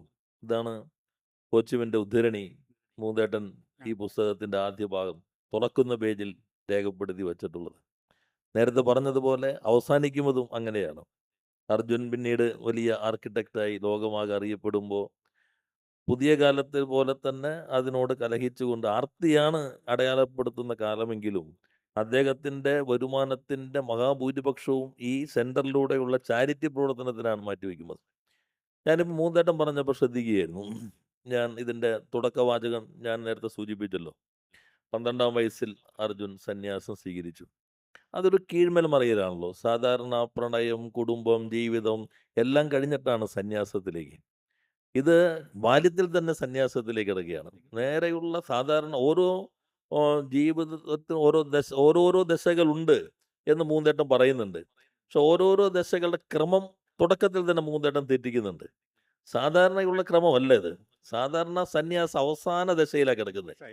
ഇത് 12-ാം വയസ്സിലെ സന്യാസമാണ്. പക്ഷെ സന്യാസം തിരഞ്ഞെടുക്കുന്നതിലും ഞാൻ ഇപ്പോൾ മൂന്തേട്ടൻ പറഞ്ഞുകൊണ്ട് ഒരു വായനക്കാരൻ എന്ന നിലയിൽ കൗതുകകരമായൊരു കാര്യമുണ്ട്. സന്യാസം തിരഞ്ഞെടുക്കാൻ വേണ്ടി കാവി കൊണ്ട് ജീവിതവൃത്തി നടത്തുന്ന ഒരാളുടെ ഈ ശംഖും കാവി വസ്ത്രവും മോഷ്ടിച്ചു കൊണ്ടുപോയിട്ടാണ് അർജുൻ അതുമായിട്ട് 12-ാം വയസ്സിൽ സന്യാസ വേഷത്തിലേക്ക് എത്തുന്നത്. അതൊരു കീഴ്മേൽ മറിച്ചിലാണ്. അത് ബോധപൂർവമാണോ അതോ വന്നു ചേരുന്നതാണോ? അല്ല അത് പിന്നെ സന്യാസത്തിനോടുള്ള ഒരു കലാപം കൂടിയാണിത് കേട്ടോ. സന്യാസത്തോടുള്ള ഒരു പിന്നെ ഒരു ഒരു വിധ്വംസന പ്രവർത്തനമാണ് സന്യാസം എന്നുള്ളത്. അപ്പം പിന്നെ സാധാരണഗതിയിൽ ശരിയാണ്, നമ്മൾ അവസാനമാണ് സന്യാസത്തിലെത്തുക. ഇപ്പം നമ്മുടെ നാട്ടിലെ ഒരു പഴയ പിന്നെ നക്സൽ നേതാവ് തന്നെ സന്യാസം സ്വീകരിച്ചിട്ടുണ്ടല്ലോ, അല്ലേ? പിന്നെ സന്യാസത്തിലാണ് അവസാനിച്ചത് ജീവിതം. അപ്പം അത് ശരിയാണ്. പക്ഷെ ഇവിടെ നമ്മളത് തിരിച്ചിടുകയാണ് ചെയ്യുന്നത് കേട്ടോ. അവസാനം സംഭവിക്കേണ്ടത് ആദ്യം സംഭവിക്കുകയാണ് ചെയ്യുന്നത്. അതിൽ അതിനൊരു പുതുമയുണ്ട്. പുതുമെന്ന് മാത്രമല്ല, ഈ കഥാനായകൻ ഭാവിയിൽ ജീവിക്കുന്ന ഒരാളാണ്. ഇപ്പം ഈ അർജുൻ ഉണ്ടല്ലോ, ഭാവിയിൽ ജീവിക്കുന്ന ഒരാളാണ്. നമ്മൾ പലപ്പോഴും ഭൂതകാലത്തിൽ ജീവിക്കും, അല്ലെങ്കിൽ നമ്മൾ വർത്തമാനകാലത്തിൽ ജീവിക്കും. പക്ഷേ അർജുൻ ഭാവിയിൽ ജീവിക്കുന്ന ഒരാളാണ്. ഭാവിയിലെ പ്രശ്നങ്ങൾക്ക് അയാൾക്കറിയാം. എന്തുകൊണ്ടാണ് ഈ ചെറുപ്പക്കാരൻ, നല്ല ഉദ്യോഗമുള്ള ധനികനായ ചെറുപ്പക്കാരൻ ഒരു കാറ് വാങ്ങാതെ എന്തുകൊണ്ടാണ് സൈക്കിളിൽ സഞ്ചരിക്കുന്നത് എന്നുള്ളതാണ്. അത് പ്രകൃതി സൗഹൃദമായുള്ള ഒരു വാഹനമാണ് സൈക്കിൾ എന്നുള്ളത്. മറ്റു വിധത്തിൽ നമ്മൾ കാറുകളും പിന്നെ അതിലെ വിമാനങ്ങളും ഇതെല്ലാം തന്നെ പരിസര മലിനീകരണം ഉണ്ടാക്കുകയാണ് ഇത്. അപ്പം ഇതിനെതിരായിട്ടുള്ള പരിസര മലിനീകരണത്തിനെതിരായിട്ടുള്ളത് ഒരു ഒരു അദ്ദേഹത്തിൻ്റെ ഒരു പ്രവർത്തനമാണത്. അപ്പം ഈ കഥാനായകൻ നീ പറഞ്ഞതുപോലെ നമ്മൾ കാണുന്ന ഏഞ്ചൽ മേരിയെ ഭ്രാന്തമായി പ്രണയിക്കുന്ന ഒരു മനുഷ്യൻ മാത്രമല്ല. ഏഞ്ചൽ മേരിയെ തിന്നണം എന്ന് പറയുന്ന, കുഴിമന്തി പോലെ തിന്നണം, അല്ലെങ്കിൽ ഐസ്ക്രീം പോലെ പിന്നെ നുണഞ്ഞ് തിന്നണം എന്നൊക്കെ പറയുന്നുണ്ടെങ്കിൽ ഈ മനുഷ്യൻ്റെ ഉള്ളിൽ വേറൊരു വലിയൊരു മനുഷ്യനുണ്ട്. ഭാവിയെ കാണുകയാണ്. ഭാവിയിൽ നമുക്ക് ഇതാണ് പിന്നെ സൈക്കിൾ പോലുള്ള ഒരു തരത്തിലുള്ള പരിസര മലിനീകരണമില്ലാത്ത സൈക്കിളാണ് നമ്മുടെ വാഹനമുള്ളത്. അതിന്ന് യൂറോപ്പിലും അമേരിക്കയിലൊക്കെ തിരിച്ചറിഞ്ഞിട്ടുണ്ട്. സൈക്കിളുകളുടെ പ്രവാഹം നമുക്ക് കാണാം. നമ്മൾ പിന്നെ ഹാർവാർഡ് യൂണിവേഴ്സിറ്റിയിൽ, അമേരിക്കയിലെ ഹാർവാർഡ് യൂണിവേഴ്സിറ്റിയുടെ പുറത്ത് പോയി കഴിഞ്ഞാൽ അവിടെ പഠിക്കുന്ന ബ്രില്യൻ്റായിട്ടുള്ള കുട്ടികൾ സൈക്കിൾ ചവിട്ടിപ്പോകുന്നത് കാണാം നമുക്ക്. ഈ ഇങ്ങനെ ചവിട്ടിപ്പോകുന്ന സൈക്കിളുകൾ അവർ പാതയിൽ സൂക്ഷിക്കാൻ വേണ്ടിയിട്ട് പിന്നെ വഴിയിലൊക്കെ ഒരു ഒരു സിസ്റ്റമുണ്ട്, ഒരു ചങ്ങല. അപ്പം നമുക്ക് ആ ചങ്ങലയിൽ നമ്മുടെ സൈക്കിൾ പൂട്ടിയിട്ടിട്ട് നമുക്ക് പോകാം, എവിടെ വേണേൽ പോകാം. അല്ലെങ്കിൽ സൈക്കിൾ ആരെങ്കിലും മോഷ്ടിക്കുമല്ലോ. അപ്പം ഞാനെവിടെ പോയി കാണുമ്പോഴിങ്ങനെ സൈക്കിളുകളുടെ അവസാനിക്കത്തെ നിരകളാണ് ഹാർവാർഡ് യൂണിവേഴ്സിറ്റിയുടെ മുമ്പിൽ. അപ്പം അങ്ങനെയുണ്ടല്ലോ, പ്രകൃതിയിലേക്ക് തിരിച്ചു പോകാനുള്ള ഒരു മനസ്സ് ഈ അർജുനുണ്ട്. അതുമാത്രമല്ല, ഈ നോവൽ അവസാനിക്കുന്ന എവിടെയാണ്? പ്രകൃതിയിലാണ്. അത് ഞാൻ പറയുന്നില്ല. എൻ്റെ അവസാനത്തെ അധ്യായം മുഴുവൻ പ്രകൃതിയാണ്. ആ പിന്നെ അവിടെയും സൈക്കിൾ ചവിട്ടിയിട്ടാണ് പോകുന്നത്. അപ്പോൾ അങ്ങനെ പിന്നെ ഈ കഥാനായകന് ഞാൻ നേരത്തെ പറഞ്ഞതുപോലെ ഒരു വെറും ഒരു കവിതാവായിട്ട് മാത്രം കണ്ടാൽ പോരാ. അതിനൊക്കെ അപ്പുറത്തേക്ക് അപ്പുറത്തേക്ക് പോകുന്ന ഒരു ലോകബോധം ഉണ്ട് എന്നുള്ളതാണ്.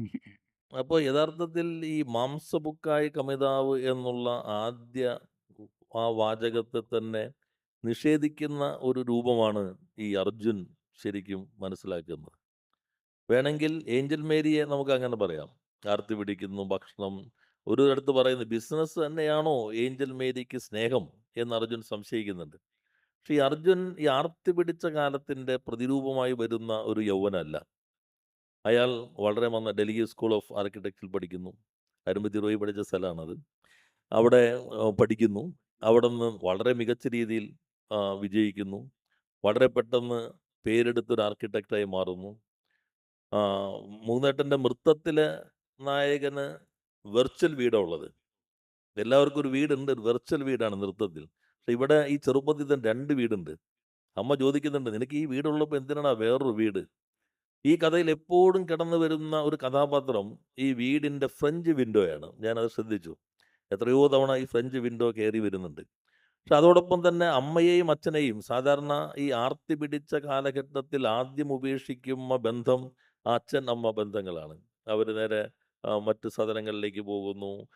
പണത്തിൻ്റെ അടിസ്ഥാനത്തിൽ മാത്രം വരുന്നു. പക്ഷേ ഈ ചെറുപ്പക്കാരൻ അവരെല്ലാം നോക്കുന്നു. പിന്നെ സാഹോദര്യം ഈ ആർത്തി പിടിച്ച കാലത്ത് അപ്രസക്തമായ ഒരു വാക്കായി പലയിടത്തും മാറുന്നുണ്ട്.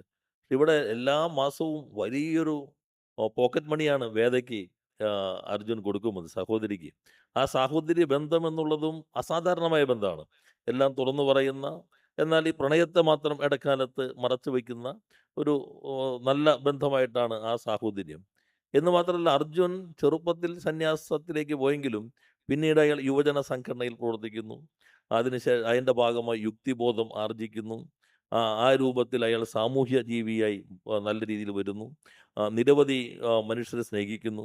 ചായ കുടിക്കുമ്പോൾ ചെറിയ ചായക്കടയിൽ പോയിട്ടാണ് ചായയും അതുപോലെ സുഖീയനും കഴിക്കുന്നത്. സുഖീയനും കഴിക്കുമ്പോൾ കൃത്യം കാശല്ല കൊടുക്കുന്നത്, കൂടുതൽ കാശ് കൊടുക്കുന്നുണ്ട്. ഡ്രൈവർക്ക് കൂടുതൽ കാശ് കൊടുക്കുന്നുണ്ട്. അയാൾ മുണ്ടാണ് എപ്പോഴും എടുക്കുന്നത്. അപ്പോൾ അങ്ങനെ വളരെ ലളിതമായ ജീവിത രീതിയും മറ്റുള്ളവരെ സ്നേഹിക്കുകയും ചെയ്യുന്നു. എന്നാൽ പ്രണയം തലയ്ക്ക് പിടിച്ചോടുകൂടി ഇയാൾ മാറുന്നു. നേരെ ഈ അമ്പലത്തിലേക്ക് പോകാതിരുന്നാൽ നേരെ കണിയാനെ കാണാൻ പോകുന്നു. പിന്നെ ഭ്രാന്തിച്ച് ഡോക്ടറെ കാണാൻ പോകുന്നു. വേറെ മല കയറാൻ പോകുന്നു. ദുർമന്ത്രവാദിയെ കാണാൻ പോകുന്നു. പ്രണയം ഇയാളാകെ താളം തെറ്റിക്കുന്നു. അപ്പോൾ അത് യഥാർത്ഥത്തിൽ അർജുൻ എന്ന വ്യക്തിക്കോ മാത്രമല്ല, ഈ കാലഘട്ടത്തിലെ യൗവനത്തിന് ഒരു കഴിഞ്ഞ കുറച്ചു കാലമായി വരുന്ന രൂപാന്തരീകരണമില്ലേ? ആ രൂപാന്തരീകരണത്തിന്റെ ഒരു അടയാളപ്പെടുത്തൽ കൂടി ഈ അർജുൻ എന്ന നായകന് ശരിക്കും ഉണ്ടോ? അല്ല, അദ്ദേഹം പിന്നെ ഈ അർജുൻ്റെ മുമ്പിൽ പിന്നെ നമ്മൾ നേരത്തെ പറഞ്ഞതുപോലെ ഇപ്പം ഇപ്പം നമ്മുടെ മുമ്പിലുള്ള ഓപ്ഷൻസ് പിന്നെ അതെല്ലാം പരാജയപ്പെടുകയാണ്. അപ്പോൾ പിന്നെ പുതിയ വഴികൾ കണ്ടെത്തുകയാണ് ചെയ്യുന്നത്. യുക്തിയിൽ പോലും അധിഷ്ഠിതമല്ല, യുക്തിയിൽ അധിഷ്ഠിതമായിട്ടുള്ള നീക്കങ്ങളല്ല അർജുൻ്റേത്. ഇപ്പോൾ ഭ്രാന്തിത്തള്ളയുടെ അടുത്തേക്കൊക്കെ പോകുന്നുണ്ടല്ലോ, പിന്നെ ചില ദുർമന്ത്രവാദികളുടെ പിറകെ പോകുന്നു. അതുപോലെ തന്നെ ഒരു കണിയാൻ്റെ പിറകെ അയാളുടെ സഹായം തേടുന്നുണ്ട്. പക്ഷേ ഞാൻ അതൊക്കെ ചെയ്യുമ്പോഴും നമ്മുടെ കാലികമായിട്ടുള്ള നമ്മുടെ ആദികളുടെ ചില ചെറിയ സൂചനകൾ ഞാൻ നൽകുന്നുണ്ട്. അപ്പോൾ ഈ കണിയാൻ എന്ന് പറയുന്നത് പ്രവചിക്കുന്ന ആളല്ല, നക്ഷത്രങ്ങളെ നോക്കി ഗ്രഹങ്ങളെ നോക്കിക്കൊണ്ട് നമ്മുടെ ജീവിതം പ്രവചിക്കുകയാണ്. നമുക്ക് ഇന്നയാളെ കല്യാണം കഴിക്കാം, ശരി കല്യാണം കഴിക്കാൻ പറ്റുമോ എന്ന് ഈ കണിയൻ എന്ന് പറയുന്നത്, കണിയൻ എന്നുള്ള വാക്ക് ഞങ്ങളുടെ നാട്ടിൽ പറയുന്നതാണ്, മറ്റു സ്ഥലങ്ങളിലും അത് തന്നെയാണ് പറയാൻ തോന്നുന്നുണ്ട്. അപ്പം അങ്ങനെയൊക്കെ ചെയ്യുമ്പോഴും പിന്നെ അതിൽ ഒരു വാചകമുണ്ട്, ഞാൻ ആകാശം മുഴുവൻ പരിധിയിട്ടും ഏഞ്ചൽ മേരി കണ്ടില്ല എന്ന് ഈ കണിയൻ പറയുന്നുണ്ട്. അതായത് അർജുൻ ഏഞ്ചൽ മേരി എവിടെയാണുള്ളതെന്ന് അറിയാൻ വേണ്ടിയാണ് ഈ ഇയാളെടുത്ത് ഈ പോകുന്നത്. ഈ പേരൊരു പ്രശ്നമാണെന്ന് പറയുന്നുണ്ട്. അതും ഹിന്ദു പേരല്ലാത്തതുകൊണ്ട് പെട്ടെന്ന് ആകാശത്ത് പിടിക്കാൻ പറ്റില്ല. അപ്പോഴേ കണിയൻ പറയുന്നത്, ഞാൻ ആകാശത്തിൽ കാണുന്നില്ല, ഞാൻ ആകാശത്തിൽ ഹിന്ദുക്കളെ മാത്രമാണ് കാണുന്നത്. ഏഞ്ചൽ മേരി എന്നുള്ള ഹിന്ദു പേരല്ല, അവൾ ഹിന്ദു ആണെങ്കിലും പേര് പിന്നെ ഏഞ്ചൽ മേരി എന്നുള്ളതാണ്, അത് ഒരു ക്രിസ്ത്യാനിയാണ്. അതുകൊണ്ട് കണിയൻ പറയാണ്, ഞാൻ ആകാശത്തിൽ അവളെ കാണുന്നില്ല, കാരണം അവൾ ക്രിസ്ത്യാനിയാണ്, ഞാൻ ആകാശത്തിൽ ഹിന്ദുക്കളെ മാത്രമേ കാണുന്നുള്ളത്. അപ്പോൾ അങ്ങനെ അന്ധവിശ്വാസത്തിലേക്ക് പോകുമ്പോഴും അന്ധവിശ്വാസത്തെക്കുറിച്ച് പറയുമ്പോഴും നമ്മളുടെ സമകാലീനമായിട്ടുള്ള പല സമസ്യകളിലേക്ക് ഇത് വിരൽ ചൂണ്ടുന്നുണ്ട്. അപ്പം അങ്ങനെയാണ് ഞാൻ ഈ നോവൽ രചിച്ചത്. ഈ പ്രണയം എന്നുള്ളത് നമ്മൾ പുറത്ത് കാണുന്ന ഒരു ചന്തമാണ്, അതിൻ്റെ ഒരു ഭംഗിയാണത്. അത് പക്ഷെ അതിൻ്റെ ഉള്ളിൽ ഒരുപാട് നിഗൂഢമായി വെച്ചിട്ടുള്ള ഒരുപാട് കാഴ്ചപ്പാടുകളുണ്ട്. അത് വളരെ കാലികവും വളരെ പ്രസക്തവുമാണ്. മൂന്തേട്ടനെ തന്നെ നിഷേധിക്കുന്നുണ്ടല്ലോ. അർജുനോട് ചോദിക്കുന്നുണ്ട് എം.ഡി, നീ എന്താ ഒരു അസ്തിത്വവാദിയെ പോലെ സംസാരിക്കുന്നത്? അവരുടെയൊക്കെ കാലം കഴിഞ്ഞിരിക്കുന്നു. ഈ എഴുതുന്ന മുകുന്ദന്റെ പ്രായം എത്രയാ? ഈ ഏഞ്ചൽ മേരി എഴുതുന്ന മുകുന്ദന്? ഇതിൻ്റെ പ്രായം അത് എന്നോട് പിന്നെ ആരാണ് പറഞ്ഞത്, നമ്മുടെ ഒരു പ്രിയ സുഹൃത്ത് ലിജീഷ് കുമാറിൻ്റെ ലിജീഷ് കുമാർ പറഞ്ഞ്, പിന്നെ മുകുന്ദേട്ടൻ്റെ വയസ്സ് തിരിച്ചിടണം എന്നുള്ളത്. തിരിച്ചിട്ടാൽ 38 തിരിച്ചിട്ടാൽ 38 ലിജീഷ് കുമാർ പറഞ്ഞത്. അപ്പോൾ എൻ്റെ പ്രായം 38 ഇത് എഴുതുമ്പോഴും. പക്ഷേ നമുക്ക് ഏത് പ്രായത്തിലും പിന്നെ പ്രണയത്തെക്കുറിച്ച് എഴുതാൻ കഴിയും. കാരണം അത് പിന്നെ എല്ലാവരുടെ മനസ്സിലും ഉണ്ടാവും. പ്രണയം എന്നുള്ളത് പിന്നെ ഒരു പെൺകുട്ടിയെ മാത്രം പ്രണയിക്കണമെന്നില്ല. നമുക്ക് എന്തിനേയും പ്രണയിക്കാം. പ്രത്യയശാസ്ത്രത്തെ നമുക്ക് പ്രണയിക്കാം, നിലാവിനെ പ്രണയിക്കാം, കേട്ടോ, ഭക്ഷണത്തെ പ്രണയിക്കാം. അപ്പം പ്രണയം എന്നുള്ളതാണ് നമ്മുടെ അടിസ്ഥാനമായിട്ടുള്ളൊരു ചേതോ വികാരമാണത്. അതുകൊണ്ട് പ്രണയം എന്ന് പറയുമ്പോൾ നമ്മൾ വിചാരിക്കും അത് ഒരാൺ പ്രണയത്തെക്കുറിച്ച് സംസാരിക്കുമ്പോൾ അത് പെണ്ണിനെക്കുറിച്ചുള്ള പ്രണയം മാത്രമാണെന്ന്, അങ്ങനെയുള്ള ഒരു ധാരണ നമുക്കുണ്ട്. പക്ഷെ അതല്ല, നമുക്ക് എല്ലാറ്റിനെയും എന്തിനേയും പ്രണയിക്കാം, അവനവനെ പോലും പ്രണയിക്കാം, കേട്ടോ, അവനവനെ പോലും പ്രണയിക്കാം. അപ്പം അങ്ങനെയുള്ള പ്രണയത്തിൻ്റെ വിശാലമായിട്ടുള്ള ഒരു ലോകമാണ് ഇതിലുള്ളത്. അതെങ്ങനെ വേണമെങ്കിലും നമുക്ക് വ്യാഖ്യാനിക്കാം. അത് ഞാൻ വായനക്കാർക്ക് വിട്ടുകൊടുത്തിരിക്കുകയാണ് ചെയ്യുന്നത്. എങ്ങനെ വേണമെങ്കിലും വ്യാഖ്യാനിക്കാം എന്നുള്ളതാണ്. പിന്നെ നമ്മൾക്ക് പറയാനുള്ളത് അതിൻ്റെ ഭാഷയെക്കുറിച്ച് കൂടി നമുക്ക് ഓ, ഓ. പറയേണ്ടി വരും അല്ലേ? അതെ, ഭാഷയെക്കുറിച്ച് ഞാൻ പറഞ്ഞ ശീർഷകം ഒച്ചീവിൻ്റെ ഞാൻ ആദ്യം ഉദ്ധരിക്കുന്നുണ്ടല്ലോ. അതെ, ചെറുപ്പക്കാർക്കും പ്രായമായവർക്കും ഒരേപോലെ, സ്ത്രീകൾക്കും പുരുഷന്മാർക്കും മനസ്സിലാക്കാൻ കഴിയുന്ന ഭാഷ. ഇതിലെ അധ്യായം ഞാൻ നേരത്തെ പറഞ്ഞല്ലോ, നമുക്ക് ഒരു തിരുവനന്തപുരം ടു കൊച്ചി യാത്രയിൽ എളുപ്പത്തിൽ വായിക്കാവുന്ന രൂപത്തിലുള്ള ഒരു ആഖ്യാന രീതിയാണ് പൂന്തേട്ടൻ പിന്തുടരുന്നത്. എന്നാൽ ആ, ഈ പറഞ്ഞ കാലത്തെയാണ് പ്രതിഫലിപ്പിക്കുന്നതെങ്കിലും ആ, എത്രയോ ദാർശനികന്മാർ കയറിയിറങ്ങി പോകുന്നു. റോളാങ് ബർത്ത് വരുന്നുണ്ട്, പ്ലാറ്റോ വരുന്നുണ്ട്, കാമു വരുന്നുണ്ട്, മാർക്കസ് വരുന്നുണ്ട്. ലോകത്തിന്റെ പലതരത്തിലുള്ള ദാർശനികന്മാരും ഒന്നോ രണ്ടോ വാചകം പറഞ്ഞ് ഈ അർജുനന്റെ ഈ കാഴ്ചപ്പാടിലൂടെ കടന്നു പോകുന്നുണ്ട്. അപ്പൊ അങ്ങനെ ഒരു ദാർശനിക മാനം, നേരത്തെ പറഞ്ഞ പോലെ മാംസബുക്കായ ഒരു കവിതാവാകാൻ ആഗ്രഹിക്കുന്ന ചെറുപ്പക്കാരൻ സഞ്ചരിക്കുന്ന വഴികൾക്ക് ഇത്തരം പല ദാർശനിക മാനങ്ങളുണ്ട്, ഓരോ കാലത്തോടും സംവദിക്കുന്ന ദാർശനിക മാനങ്ങൾ. അപ്പോൾ യഥാർത്ഥത്തിൽ ഒരു പ്രണയ ഗാഥ എന്ന രൂപത്തിൽ ഈ കാലഘട്ടത്തിന്റെ ആർത്തി പിടിച്ച പ്രണയത്തെ രേഖപ്പെടുത്തുന്ന ഒരു കൃതി എന്നതിനപ്പുറത്തേക്കുള്ള ഇന്നത്തെ കാലത്തിന്റെ സങ്കീർണമായ പല പ്രശ്നങ്ങളെയും അഭിസംബോധന ചെയ്യുന്നുണ്ട്. പക്ഷേ മയ്യഴിപ്പുഴയുടെ ഭാഷയല്ല കേശവന്റെ വിലാപങ്ങളിലും നൃത്തങ്ങളിലും വരുന്നത്. ഇപ്പൊ വരുമ്പോ കുറെ കൂടി വേറൊരു ഭാഷയിലേക്ക്, പുതിയ കാലത്തിന്റെ ഭാഷ ഭാഷ തന്നെ അപ്രസക്തമാകുന്നു. സ്പാനിഷ് വരുന്നു, സംസ്കൃതം വരുന്നു, ഫ്രഞ്ച് വരുന്നു. ഇനിയിപ്പോൾ ഭാഷ തന്നെ നമ്മൾ പഠിക്കേണ്ടതില്ല. ഇപ്പോൾ സർക്കാരിൻ്റെ തന്നെ ഒരു വാഹിനി എന്ന് പറഞ്ഞൊരു സോഫ്റ്റ്വെയർ ഉണ്ട്, ഒരു ആപ്പ് ഉണ്ട്. അതിൽ നമ്മൾ ഇവിടെ നിന്ന് സംസാരിക്കുമ്പോൾ മൂന്നേട്ടം ഫ്രഞ്ചിൽ പറഞ്ഞാൽ എനിക്ക് അവൻ മലയാളത്തിൽ പറഞ്ഞു തരും, ഏത് ഭാഷയിലും പറഞ്ഞു തരും. ഇനി നമ്മൾ പഠിക്കേണ്ടതില്ല. അപ്പോൾ ആ മാറ്റമെല്ലാം ഈ കൃതിയിലേക്ക് ഇഴുകി ചേർത്തിട്ടുണ്ട്. അപ്പോൾ യഥാർത്ഥത്തിൽ ടൈലർ സ്വിഫ്റ്റിനെ മൂന്നേട്ടം കേൾക്കാറുണ്ടോ? അല്ല അത് പിന്നെ അല്ല ഭാഷയെക്കുറിച്ചുള്ളത് ചിലത് പിന്നെ അതിൻ്റെ ഞാൻ ആദ്യത്തിൽ തന്നെ സൂചിപ്പിച്ചതുപോലെ ഭാഷ എന്നുള്ളത് വളരെ പ്രധാനമാണ്. കാരണം ഈ കാലഘട്ടത്തിൽ പുസ്തകം പിന്നെ ഒരു നോവൽ വായനക്കാരിലേക്ക് ചെല്ലണം. പഴയ കാലത്ത് വായനക്കാർ നോവലിനെ തേടി പോവുമായിരുന്നു. പക്ഷെ ഇപ്പോഴും അങ്ങനെയല്ല. ഈ ഈ തിരക്ക് പിടിച്ച കാലത്ത് നോവൽ വായനക്കാരെ തേടിപ്പോകേണ്ട ഒരവസ്ഥയാണ്. അപ്പം വായനക്കാർ നോവൽ കയ്യിലെടുക്കണമെങ്കിൽ അത് വായനക്കാരെ വായിക്കാൻ പ്രേരിപ്പിക്കണം. അതിന് പ്രേരിപ്പിക്കുന്ന ഒരു ഘടകം അതിൻ്റെ ഭാഷ എല്ലാവർക്കും മനസ്സിലാകുന്ന ഒന്നായിരിക്കണം എന്നുള്ളതാണ്. അതുകൊണ്ടാണ് ഞാൻ ഓച്ചീമിനെ കോട്ട് ചെയ്തിട്ടുള്ളത് അതിൽ. അപ്പോൾ അതിൽ വളരെ ലളിതമായിട്ടുള്ള നാടൻ ഭാഷയാണ് ഇതിൽ ചോദിച്ചിരിക്കുന്നത്. ഓരോ അദ്ധ്യായത്തിന് താഴെ കൊടുത്തിട്ടുള്ളത് ശരിക്കും നാട്ടുഭാഷയാണ്. അപ്പോൾ അതുകൊണ്ട് വളരെ ലളിതമായിട്ട് എഴുതുക. ഇതിൽ ഫ്രഞ്ചും പിന്നെ ജർമ്മൻ ഭാഷ വരുന്നുണ്ട്, സ്പാനിഷ് ഭാഷ വരുന്നുണ്ട്. അതൊക്കെ വരുന്നുണ്ടെങ്കിലും അടിസ്ഥാനപരമായിട്ട് വളരെ ലളിതമായ ഭാഷയിൽ എഴുതിയിട്ടുള്ള ഒന്നാണത്. പിന്നെ ഞാൻ നേരത്തെ പറഞ്ഞ പോലെ ഒരു ദാർശനികമായിട്ടുള്ള ഒരു ബലം നൽകാൻ വേണ്ടിയിട്ട് പലരെയും കോട്ട് ചെയ്തിട്ടുണ്ട്. അതിലൊന്നാണ് നമ്മുടെ റോളാങ് ബാർത്തിൻ്റെ പറ്റി. റോളാങ് ബാർത്ത് നല്ല സൈദ്ധാന്തികൻ, അല്ലെങ്കിൽ പിന്നെ പ്രണയത്തെക്കുറിച്ച് എഴുതിയിട്ടുണ്ടെന്നുള്ളത് പലർക്കും അറിയില്ല. പക്ഷെ അദ്ദേഹത്തിൻ്റെ പുസ്തകത്തിൽ ഒരു ചെറിയൊരു അധ്യായം കാത്തിരിപ്പിനെ കുറിച്ചാണ്.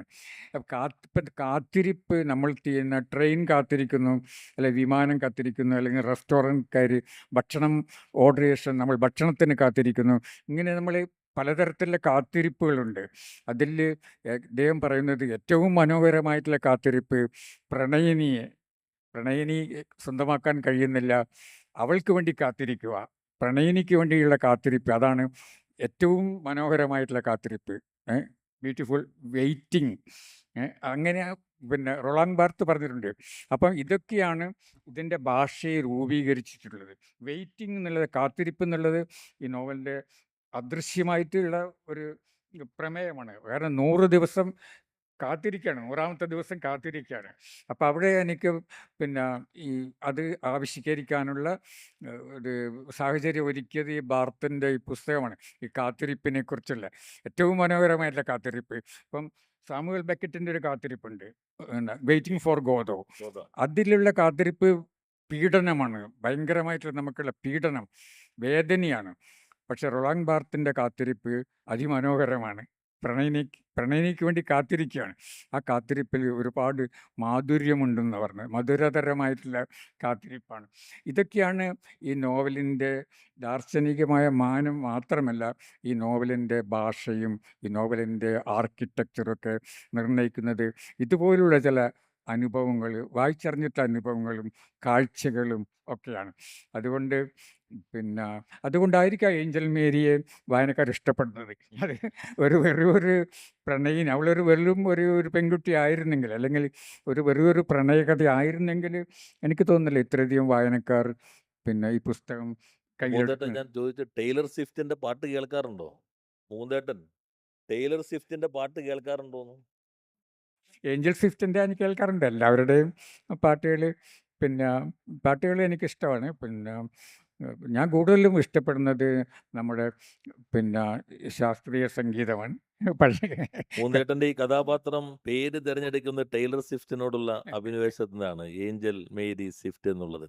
എന്തായാലും ഹോർത്തൂസ് നമുക്ക് നൽകിയ സമയം കഴിഞ്ഞിരിക്കുന്നതുകൊണ്ട് ചില ചോദ്യങ്ങൾ കൂടി എൻ്റെ മനസ്സിലുണ്ടായിരുന്നു. ഇത് വളരെ നല്ല ഒരു വാക്കുണ്ട്, സംദ്രാസം. പ്രണയ നിരാസമോ സംദ്രാസം, ഇതാണ് 12ാമത്തെ ദിവസത്തിൻ്റെ ശീർഷകം.